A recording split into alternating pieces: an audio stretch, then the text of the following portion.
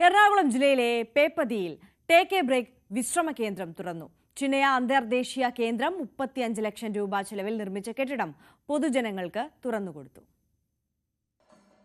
ശ്രീശങ്കരാചാര്യരുടെ മാതൃഗ്രഹമായ മേൽപ്പാഴൂർ മന സ്ഥിതി ചെയ്യുന്ന വെളിയനാട് ചരിത്രാന്വേഷകരുടെയും വേദാന്തികളുടെയും തീർത്ഥാടന കേന്ദ്രം കൂടിയാണ്. ആദിശങ്കര നിലയത്തിലേക്കുള്ള പ്രവേശന കവാടമായ പേപ്പതിയിൽ പാരമ്പര്യത്തിന്റെയും സംസ്കാരത്തിന്റെയും സമന്വയമായാണ് ഈ വിശ്രമ കേന്ദ്രം നിർമ്മിച്ചിട്ടുള്ളത്.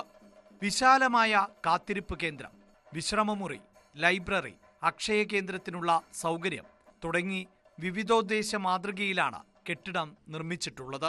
ഭിന്നശേഷി സൗഹൃദമായ രീതിയിൽ നിർമ്മിച്ചിട്ടുള്ള കെട്ടിടത്തിൽ ഓട്ടോറിക്ഷ തൊഴിലാളികൾക്കായി പ്രത്യേകം വിശ്രമ കേന്ദ്രവും സജ്ജീകരിച്ചിട്ടുണ്ട്.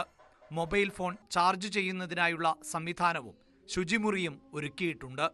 ചിന്മയ മിഷൻ സ്ഥാപനങ്ങളുടെ കേരള ഹെഡ് വിവിക്താനന്ദ സ്വാമി ഉദ്ഘാടനം നിർവഹിച്ച ചടങ്ങിൽ അനൂപ് ജേക്കബ് MLA മുഖ്യാതിഥിയായി.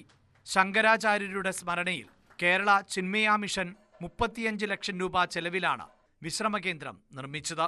ശോച്യാവസ്ഥയിലായിരുന്ന പഴയ വെയിറ്റിംഗ് ഷെഡ് പൊളിച്ചു നിർമ്മിച്ച മന്ദിരത്തിന്റെ മുകളിലത്തെ നിലയിൽ ശങ്കരാചാര്യരുടെ പ്രതിമയും സ്ഥാപിച്ചിട്ടുണ്ട്.